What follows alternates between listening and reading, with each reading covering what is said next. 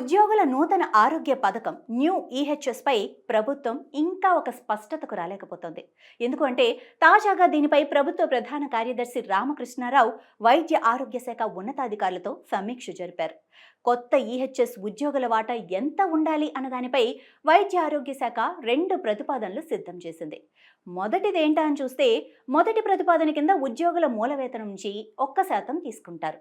ఆ 1% తీసుకుంటే ప్రతి నెల సుమారు 29.19 కోట్ల చొప్పున ఏడాదికి 350 కోట్లు జమ అవుతాయి.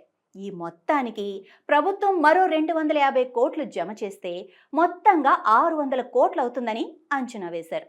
ఇక రెండో ప్రతిపాదన కింద ఉద్యోగుల మూల వేతనం నుంచి 1.5% తీసుకుంటే నెలకు 43.79 కోట్ల చొప్పున ఏడాదికి 525 కోట్లు జమవుతాయని లెక్కగట్టారు. ఈ మొత్తానికి సర్కారు 75 కోట్లు జమ చేస్తే 600 కోట్లు జమవుతాయని పేర్కొన్నారు. ఇక 2021-22 నుంచి 2024-25 మధ్య కాలంలో మెడికల్ రియంబర్స్మెంట్ నగదు రహిత వైద్యం కింద ప్రభుత్వం 2298 కోట్లు ఖర్చు పెట్టింది. అంటే ఏడాదికి సగటున మెడికల్ రియంబర్స్మెంట్ కింద 409 కోట్లు, నగదు రహిత వైద్యం కింద 166 కోట్ల చొప్పున మొత్తం 575 కోట్లు వెచ్చించినట్లు వైద్య ఆరోగ్య శాఖ గణాంకాలు చెబుతున్నాయి. దాన్ని ప్రాతిపదికగా తీసుకొని కొత్త ఈహెచ్ఎస్ కింద ఏడాదికి 600 కోట్లు ఖర్చు పెట్టాలని ప్రభుత్వం భావిస్తోంది. అందుకు తగ్గట్టుగా నిధుల సమీకరణ ఎలా చేయాలి అన్నదానిపై కసరత్తు కూడా స్టార్ట్ చేసింది. ఇక ప్రభుత్వ గణాంకాల మేరకు ఉద్యోగులు 2,67,874 మంది, పెన్షనర్లేమో 2,56,556 మంది, పోలీసులు 70,018 మంది, మొత్తంగా కలిపి 5,94,448 మంది ఉన్నారు. వారి కుటుంబ సభ్యులు ఇంకో 14,18,768 మంది ఉన్నారు. ఈ కొత్త ఈహెచ్ఎస్ ప్రభుత్వ వైద్య శాఖ నుంచే వివరాలు సేకరించిందనమాట.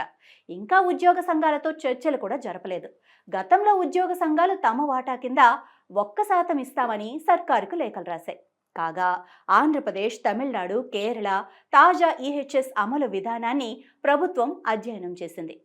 ఏపీలో 2016లో ఉద్యోగుల వాటా మొదలైంది. 4వ తరగతి ఉద్యోగుల నుంచి ప్రతి నెల 225, గెజిటెడ్ల నుంచి 300 కంట్రిబ్యూషన్ తీసుకుంటున్నారు.